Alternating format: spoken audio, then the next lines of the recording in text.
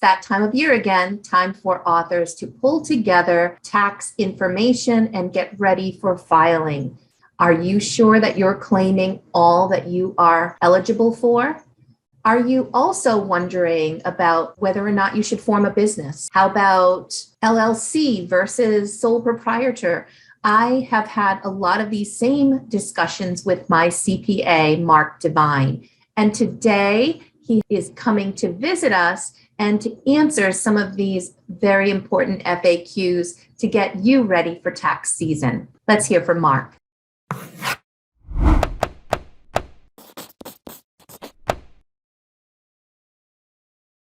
Let me tell you a little bit about Mark. He is from Devine Associates in Bristol, Rhode Island. He has been in tax and accounting since 1989. He is a CPA since 2003, working at the international accounting firm of KPMG and others, doing financial audits, tax returns, small business, medium business, and high net worth clients. He's the founder of Devine and Associates, LLC, and he prepares tax returns for individuals, partnerships, corporations, nonprofit associations, and estates. He is on the board of the Chamber of Commerce, and he's the past chairman. He is also a treasurer of SCORE, a volunteer counseling service to entrepreneurs under the Small Business Administration. So I am really excited to have Mark Devine with us today. Mark, welcome. I really appreciate you taking time out of your busy schedule to do this for us. One of the conversations you and I were having during our meeting is all about, the different types of business formation, LLC versus sole proprietor.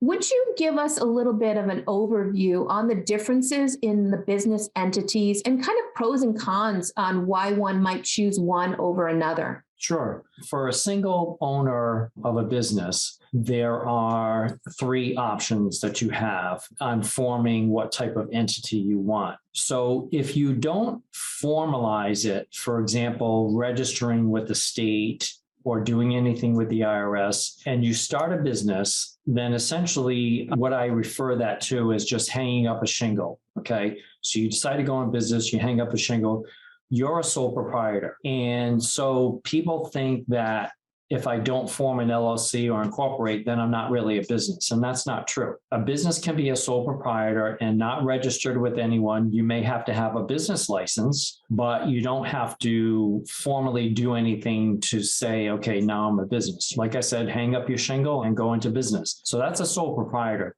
The benefit to that is that you pretty much have the freedom to run your business the way you want. Obviously, you have to abide by the laws and regulations in place for your business, but you can decide how you want to run your business and don't pretty much have to answer to anybody or do any filings except for your taxes. The drawback to it is that basically you and the business are one and the same.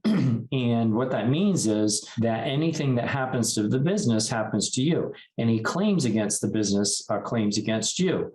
Any lawsuits against the business are lawsuits against you. And so it pretty much exposes your personal assets, your home, your car, your bank accounts, securities or anything that you own to claims of the business. So if somebody wants to go after your business, they can go after whatever you own personally. So you're pretty much exposed. So if you find that your business is subject to that exposure, and you may be concerned about lawsuits, then there's a way to protect yourself. And that is by forming what's called a limited liability company or a corporation. So that's a legal entity and it's separate from yourself.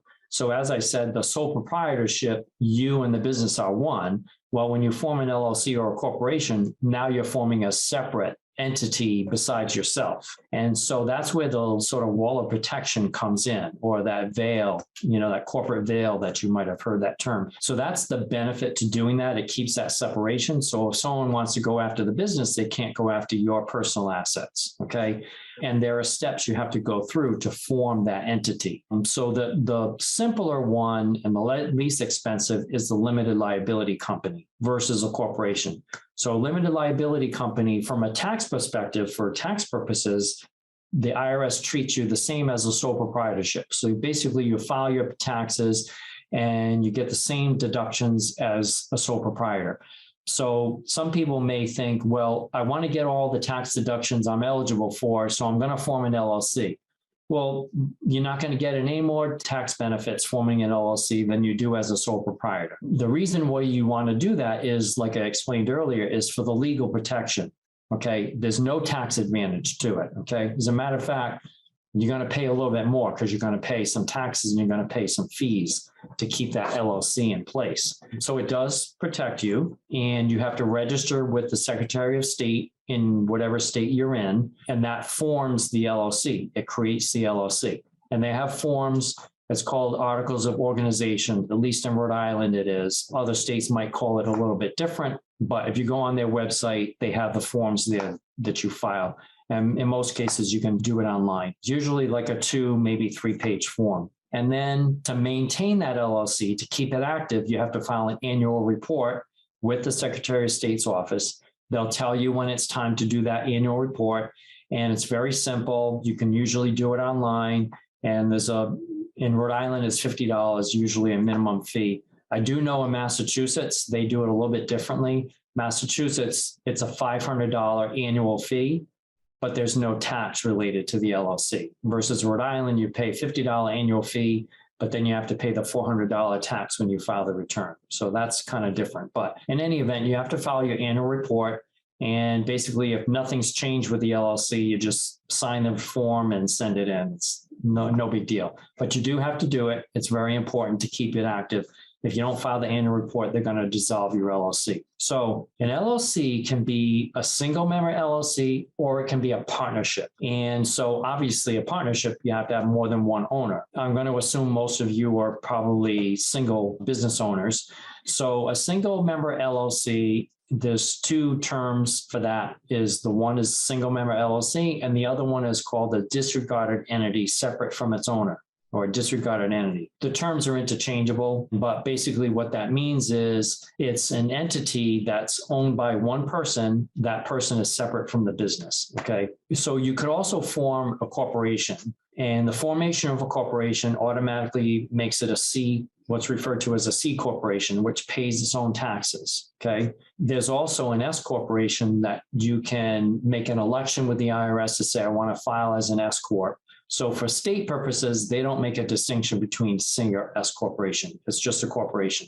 But from an IRS tax perspective, there is a C and there is an S. A C pays taxes, and S doesn't. And S is referred to as a pass-through entity, and that's the same with an LLC. That's a pass-through entity as well. And what that means is that the entity itself doesn't pay taxes. The profits and losses of the entity passes through to the owner, and the owner reports that information on their personal tax return.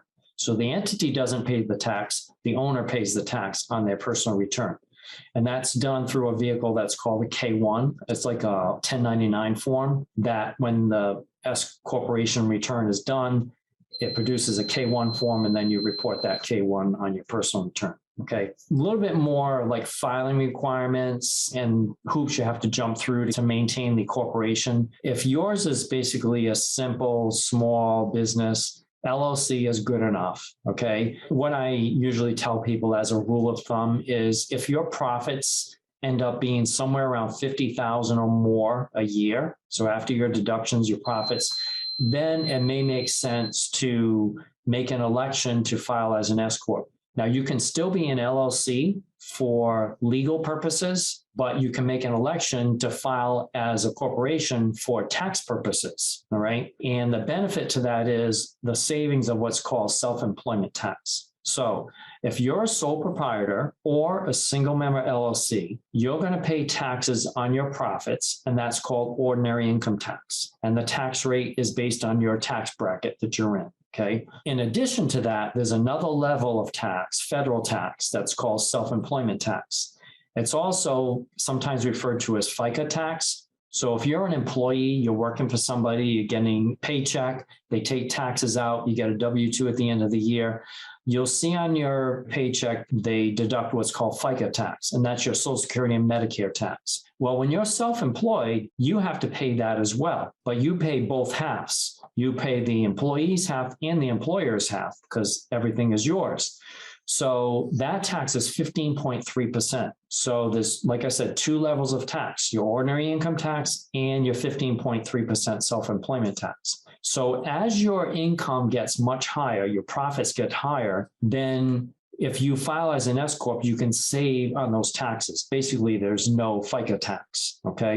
So I don't want to go into too much of the complexity of that because it'll take more time than we spend today. Just know that it's a tax savings if you do the S Corp route. So that's another option. So those are your options. And I do have a spreadsheet that I can share that gives you the pros and cons of all the different entities and filings and all that. That would be wonderful. And I'd like to go back on one thing. As I'm listening to everything, and when I was first, deciding on what kind of entity, and at the time I had a lot of personal assets, and we've talked about this in our meeting. Now I'm in a different situation where I wouldn't necessarily make the same decision to form an LLC today. And we had that discussion around, there are other ways to protect ourselves besides an LLC, because it is a pain in the rear end for me. I'm just speaking for myself, to be following all of the different things you have to do and doing the annual reports and all of that stuff and filing for that. And if that's not necessary, because I'm all about keeping it simple,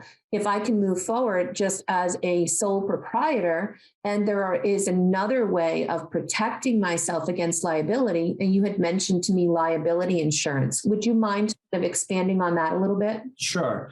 So whether you remain as a sole proprietor or you're a sole proprietor or go the LLC or corporation route, if someone has a claim against your business, having that LLC or corporation doesn't prevent someone from suing you. They can still sue you. So you want to mitigate that expense by putting the risk on the insurance company. So if you have a minimal risk or you're just not really concerned about risk, then having the LLC, you don't really need the protection, the legal protection. And that's really the bottom line is, do you really need that? So if you don't feel like you don't need it, then my recommendation is, and this goes for any type of business, is you should have liability insurance, okay, to cover you. And it doesn't have to be all that expensive because it all depends on how much risk there is and what the potential claims could be. And the insurance company will help you to make that determination, how much coverage you need. So my recommendation is you should get liability insurance. They have professional liability policies, and they have them for different professions. So there may be one that's customized to writers and, authors and publishers. And as a matter of fact, if you belong to some type of professional organization, a lot of times they will have a way to purchase a policy through that organization, that association. So that's something you could look into. But my recommendation is get liability insurance. No matter whether you're a sole proprietor, LLC, corporation, it's better to have it. If we want to then, considering what you just said, dissolve our LLC and then get liability insurance, do we just cancel the LLC? Just terminate it, please?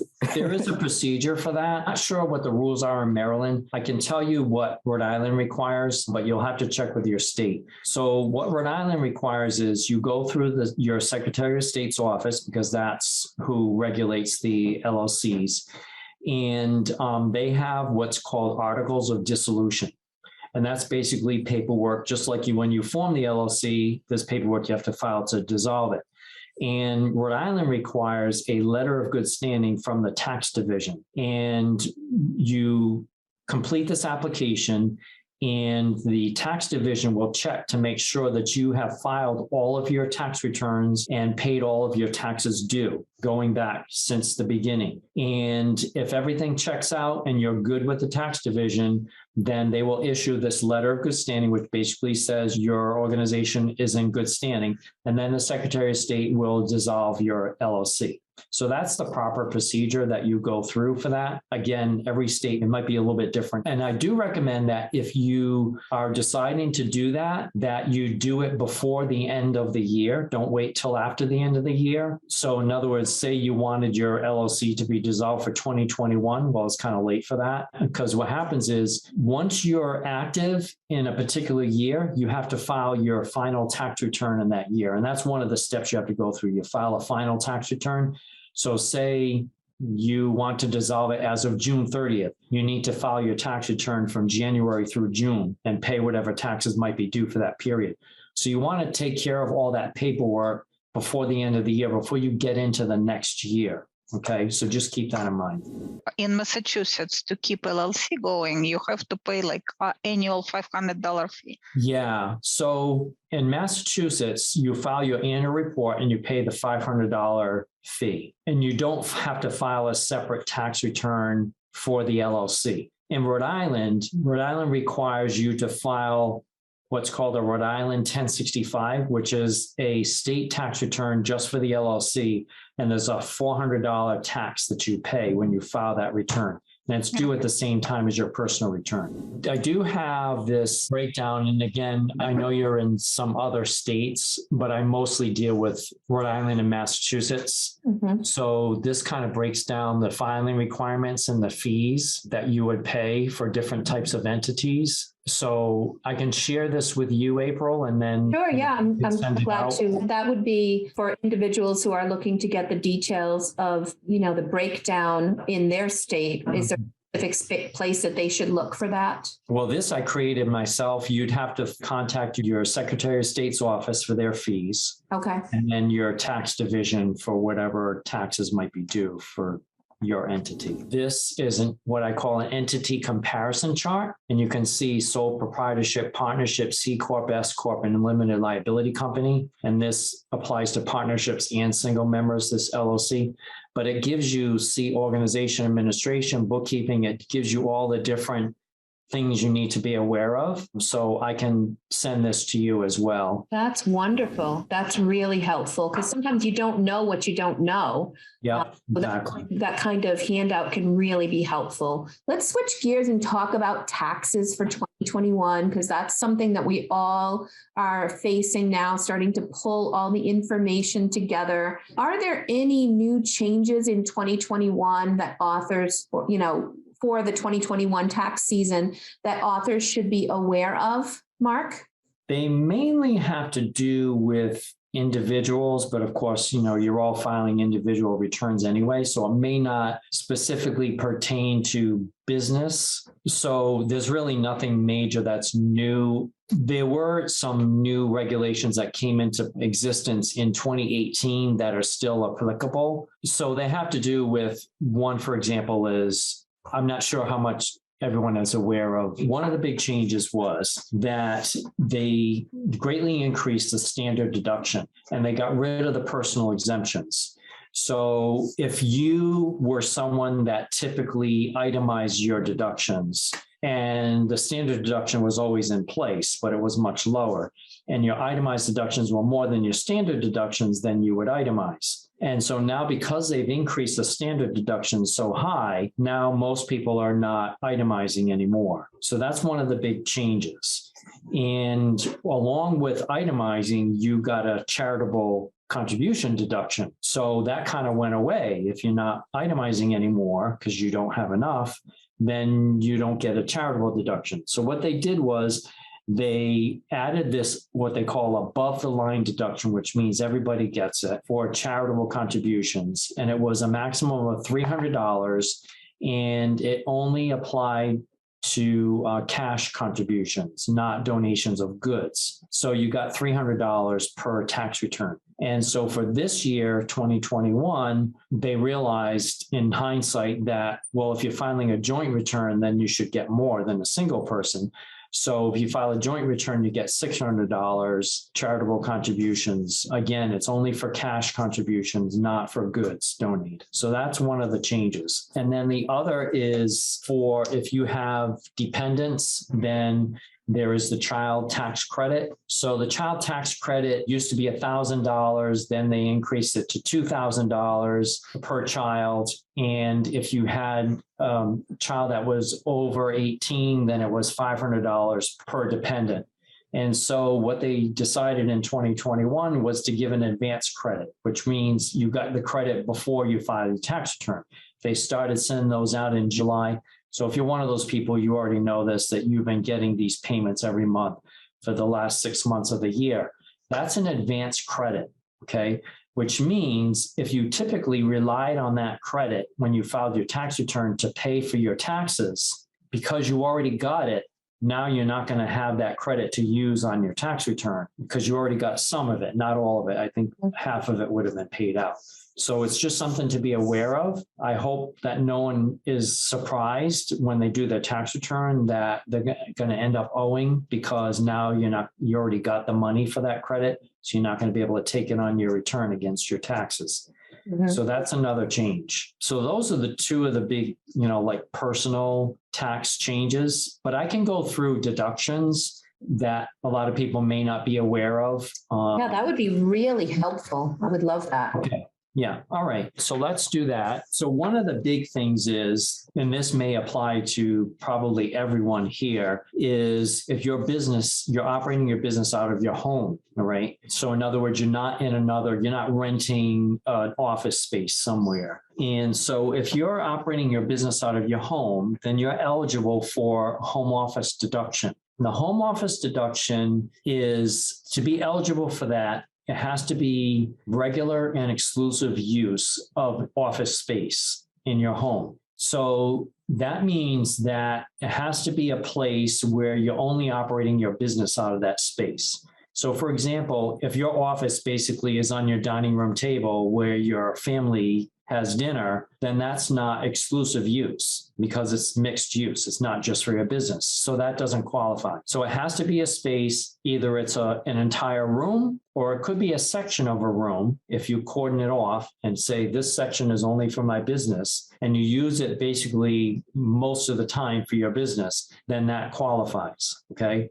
And so what can you deduct? It's determined by the square footage of your office space. And then you have to determine the square footage of your entire living area, your home or your apartment or wherever it is you live. What's the entire square footage of the whole place? So how many square feet is your office and how many square feet is the place where you live? And the percentage of that determines how much you can deduct. And the expenses that are deductible are your home mortgage interest, if you have a mortgage, your property taxes, your homeowner's insurance, your utilities, and any repairs and maintenance you make to your house. If you're renting, then you can deduct your rent and your utilities and any repairs. Okay, so you apply that percentage to all of those expenses that I just mentioned, and that's your home office deduction. So that's how that works. Obviously, you need to add up your utilities. Your mortgage company will tell you what your insurance and taxes are and so forth that you pay for through escrow. So if you don't want to have to prove that documentation to prove that expense, then they have what's called a simplified method. And the simplified method is you get $15 per square foot of your home office, and that's it. You don't have to prove any documentation. You don't have to prove your utilities or your rent or anything. It's just $15 a square foot for your home office, and that's what you get. So you can try it both ways and see which one gives you the better deduction. But I'll bet it's going to be the traditional original method that you're going to use, okay? The home office deduction can't create a loss. And if you already have a loss, then you don't get it. However, there is what's called a carryover loss. So you still do the home office deduction calculation. And then if there is a loss, you don't get the deduction, but it gets carried forward to next year. And your tax software should memorize that and carry it forward to next year. So next year, if you have a profit, now you can use the previous year's loss against that profit plus the current year's deduction. So you're right. If you have a loss, you don't get it. So you can also deduct your internet expenses, okay, internet use, if you're using internet for your business, which you probably are. So you want to determine a reasonable method of how much of your internet use is for business, okay? And just take that percentage and apply it to your monthly bill. And so you get to deduct that. You can deduct your vehicle use. So if you're using your vehicle for business, which means if you're running errands, you have to go out and buy supplies, or you're visiting clients or doing any other business with your vehicle, then you can write off your mileage. Okay, so that doesn't mean if you're renting an office space and you're going back and forth to your office location or wherever you're doing your work, then that's considered commuting, and commuting is not deductible. So that's not a deductible business mileage. It's only using your vehicle while on business. Okay, so in order to get that deduction, it's required that you keep a mileage record. And so your mileage log needs to include the date that you traveled, how many miles you went, the business purpose, and where it is you went to, okay? So that's what your mileage log needs to include. How you keep your mileage log is entirely up to you, as long as it has that information in it. So you can keep a manual record. You can go to an office supply store. They have mileage logs, and you just fill in the information so you can keep the book in your car. There's also an app that you can use if you like using apps. There's one that I know that's called Mile IQ, and many of my clients use it and they really like it. And it helps you, makes it really easy to log your mileage, and gives you a report at the end of the year and tells you how much your business miles was for your taxes. Okay. Whatever method you decide to use, you are required to keep a record of your mileage. You can't just guess. So every year, there's two methods you can use. Every year, the IRS publishes how many cents per mile that you get. So whatever the number of business mileage that you use, you get that cents per mile. So for 2021, it was 56 cents. For 2022, they bumped it up to 58.5 cents. If you know gas prices are going up, then that means next year the IRS will probably increase it. They usually only do it once a year. At the end of the year, they'll say, okay, next year, this is what the rate is.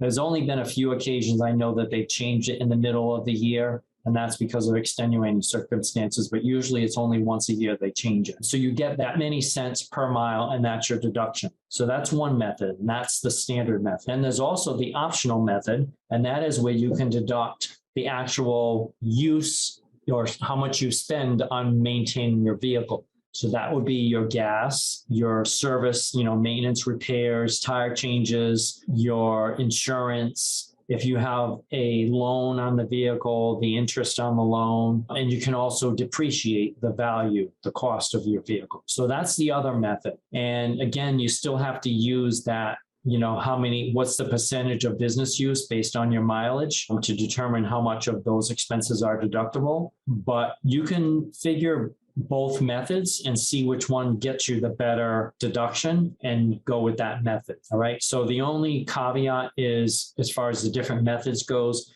if you start out with the optional method, where you're depreciating the cost of your vehicle, you have to stay with that method. You can't switch to the other method. So that's a vehicle deduction. You can also deduct your cost of your cell phone use. Again, just like internet, use a reasonable method to determine how much of your cell phone use is for business purposes. You can base it on how much time you're using your cell phone on an average day. So whatever method, and then whatever that percentage is, that's your percentage of your cell phone. Just keep in mind, if you have a cell phone plan where it covers multiple users, then you have to break it down to what the cost is just for your cell phone, not for the rest of your family. Okay. Then also travel and meals is deductible. The meals that are deductible, only meals where you are meeting with a client, or you're going to say a seminar or a conference or something like that where you have to buy your meals. So in other words, if you're on the road and you're driving here and there and you stop for lunch somewhere and you're by yourself, that's not a deductible business meal. Okay, because it's just personal. But if you're with a client or a coworker or an associate that's a business meeting during that lunch, then that is deductible, okay, as a business meal. This is something new for 2021. Starting in 2021, you can get 100% deduction for your meals. Prior to that, it was always 50%, and it was 50% for longer than I've been doing taxes. So it's always been that way, as long as I know. So this is the first year you can deduct 100% of your business meals. And one thing that they did get rid of is the entertainment expense. And that went away in 2018. So entertainment would be if you, say, take a client to a sports game, or you take them out golfing or something like that, that's entertainment, okay? And that's not deductible. Then there's also travel. So that would be, say you go to a conference or a seminar or a workshop where you're traveling overnight. And so you have travel expenses. So you may take a bus or a train or a plane. So that would be deductible. Your lodging is deductible. So if you stay in a hotel, that's deductible. The conference fees. So if you pay to attend that conference, that's deductible, and all of your meals are deductible. So anything to do with that travel, as long as the primary business purpose of the trip is for business.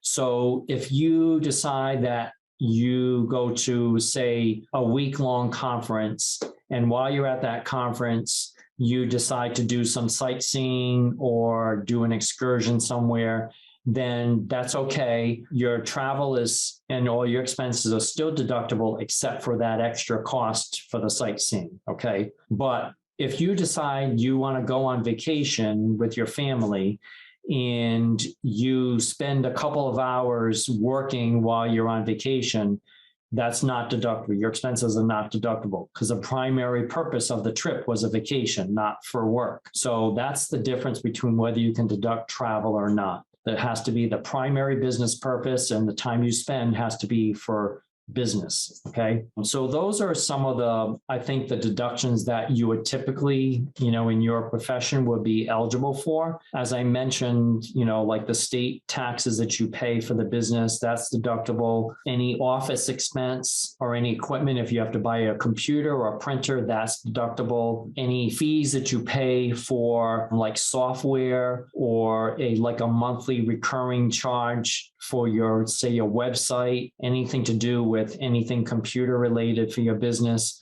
any like marketing fees that you pay for marketing services or advertising, that's all deductible. Now, there was a question about startup expenses. So you have to be careful about writing off losses. All right. If you just started your business in 2021 and you are doing all the things to get your business ready, okay, and start making some money, right? But you haven't really started making any sales, okay? So you don't like sell any books or publish anything, and you haven't made any money from it, then that's really a startup. Okay. And so you can write off, you basically hold over those startup expenses till the next year. Those are startup expenses. And so you just keep track of all those expenses. The next year, when you do start making some sales and start making some money, then you can write off those previous year expenses. Okay. So those are your startup expenses. Some businesses take a while to get going. And so you may have in the first 2-3 years, you may have losses because you're just trying to get going, trying to make your sales. Your sales are increasing, but you still have a lot of expenses, okay? So you can deduct those losses. The thing to be aware of is what's called the hobby loss rules. And a hobby loss is if you have losses in 3 out of 5 years. First of all, it's a red flag, okay?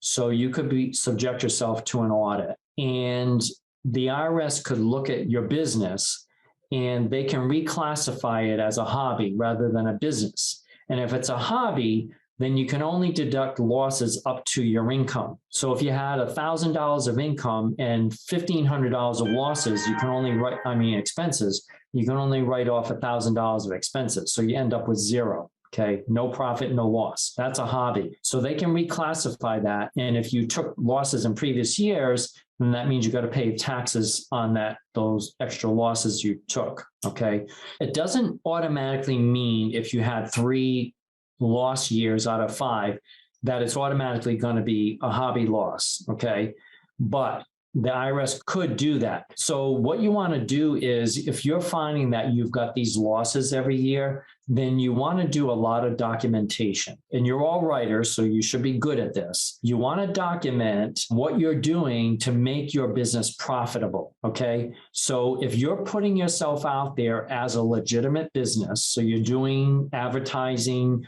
you're doing marketing, you're doing, networking, and you're doing all the things that a legitimate business would do to make a profit, then that's evidence that you're a going concern. You're trying to make a go of it. If you have, say, a full-time job and you're doing this thing on the side and you're not really spending a lot of hours doing it, then they could look at that as really not, it's more like a hobby than a business, because you're really not trying to make it into a business. You're just dabbling. So that's where the documentation comes in. How much time are you spending on this business versus other activities? Okay. So you want to really document what you're doing to make your business a profitable business and to make a go of it. Okay. So if the IRS does question it and they say, well, this looks like a hobby, you're taking all these losses, and you can show them that, no, I'm doing this, this, and this, then they'll say, okay, then you can take those losses because you're trying to make a legitimate business. Okay. That's what I would caution. We also had a question about inventory, so I want to get to that. So there is what's called cost of goods sold. And so if you have inventory that you have not sold at the end of the year, then you can't write off the cost of that inventory, okay? So you can only write it off when you sell it. So what you have to do is you have to take basically an inventory of what you've got left over at the end of the year. And whatever your cost was of that inventory, then you report that on your tax return. And basically the way cost of goods sold works is you take your beginning of the year end inventory, so whatever you started the year with, and then you add to that whatever additional purchases you had or cost of materials that you purchased during the year. And then you subtract your ending inventory. And then whatever that difference is, that's what you get to write off as an expense on your tax return. So cost of goods sold is whatever cost goes into the product that you end up selling to your customer, okay? So if it's a book, then whatever the cost of producing that book, that's your inventory, and that's what cost of goods sold is. Hi, I'm Holly. Thanks for meeting with us today. So if I spent about $6,000 to have my book printed. So you're saying unless I've sold all of the books that were printed, I cannot count that $6,000 as a startup or business expense? That's right. Yep. So say you spent $6,000 and out of the $6,000, you sold $3,000 worth of it. You can write off $3,000 and the remaining $3,000 gets carried over to next year's inventory. I have a ton of expenses since I started up to now. And what if those expenses are larger than the tax that I paid in? So that's a loss, all right? And you can write off that loss against any other income you have on your tax return.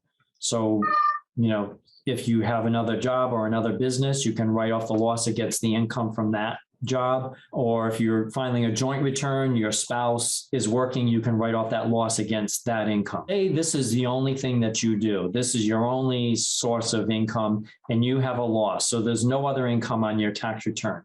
Then that's what's called a net operating loss. And because your loss is more than your income on your tax return, so that net operating loss is something that gets carried forward to future years, and it can be offset against future profits. Do you have to treat supplies similarly? So, for example, like we buy mailing envelopes, just paper for, printing labels, packaging tape, all that stuff. If there's stuff at the end of the year. That's not inventory, no. Okay, good. No, okay. You can just write those off. Can you explain how, if we support someone's Kickstarter or buy someone else's book, I've been told that those cannot be deductions? No, basically it's a gift. Okay. So if you hear of these crowdfunding, that's not a business deduction. It's not a write-off. It's not a charity. It's basically a gift. And so you can't use it for tax purposes. Put a little bit of a different spin on that, Mark. You're purchasing books for research and to, do your research on your particular niche. Wouldn't that be a business expense? Absolutely. Yep. Okay.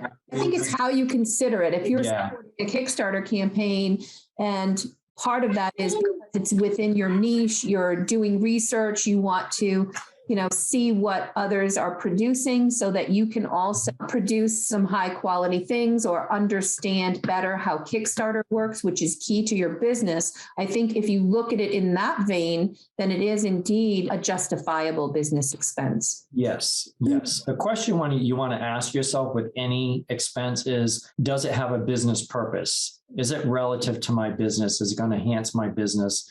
And so that's where it would be deductible if it is. So if you're just buying a book for your own entertainment, or you're just trying to help out a friend so that they can make more sales, then that's not a business expense. But if you're buying that book that's going to enhance your business or relative to your business or help you with research, then that would be a deductible business expense. I would put it under either the categorization of research expense or professional development or professional references. That's what I would call that. So as we're kind of winding down, I want to be respectful of your time. I know we're just a little over. So could you just give maybe a 1-minute explanation of what we should be doing right now to prepare paperwork? What would be helpful for people to send to their tax professional in order to get things started? And then to close out, I'd love to have you just give a little bit of information on how people could get in touch with you. Yeah. So one important thing that I think you should keep in mind, and this is what a lot of people don't realize until the end of the year or after the fact, is that it's really important to have an accounting system. Okay. You need to have something that's a system that's going to keep track of your books, your sales, your expenses, and everything. And that's going to be able to produce a financial report, primarily a profit and loss report, or it's referred to as an income statement at the end of the year that you can give to your accountant or use to do your tax return. And so that's really critically important. The system that I recommend highly is QuickBooks. There's an online version and there's also a desktop version, but you don't have to use QuickBooks. There are many of them out there. There are a lot of cloud-based systems out there. Some are actually free. It's kind of bare bones. You don't get a lot of features with it, but it's something to use for free. And some, based on what features you use, you pay for that. Okay. So just off the top of my head, there's one that's called Wave Accounting, and there's another one that's called FreshBooks. So those are a couple that are cloud-based that you can use. Like I said, QuickBooks is really the best. But even if you don't want to do something on the computer, even a manual system, there's one that's called Dome that you can get from an office supply store, and they have nice bookkeeping books. You can do it manually, but whatever you decide, whatever fits, to your, what you like, you need to have something. Okay. That's really important. So that's my recommendation to get ready for taxes, and also to know how your business is doing, because you can't base it on your checkbook. Okay. You need to know, am I making a profit? How's my business doing? Is it growing? And that's what an accounting system is going to do for you. It's going to be able to give you reports so you can monitor your business throughout the year, and helps you with cash flow. Okay. So that's my recommendation. As far as if you want to get in touch with me, a lot of our clients, we interact with them remotely. So not everyone has to come to Bristol, Rhode Island. I do tax returns for people in many other states all over the country. So we have a portal where we can exchange documents securely. We can do like this. We can do Zoom calls. We can do phone calls, emails to communicate. We electronically file all of our tax returns anyway, regardless, but we can also do digital signature. So if you don't actually come here, we send your return to you. You sign it digitally. You review the return. So there's many ways we can do it. So I'm happy to talk with anyone about, what our services are. And, if I can help you getting set up with accounting, we can do that too. We also do bookkeeping here. So if you don't want to do your own bookkeeping, we can do it for you. We also do payroll if you have employees. So what's the website address that they can? Sure. It's divineaccounting.com, www.divineaccounting.com. Okay. And you can reach me through there. Just contact us and send me an email through that. This has been just an amazing session that I know is going to be valuable for not just those here today, but also that come later. So thank you so much for doing this. And thank you all for attending and for taking time out of your day. I hope you have an amazing day and a wonderful week. Nice meeting everyone. Thank you.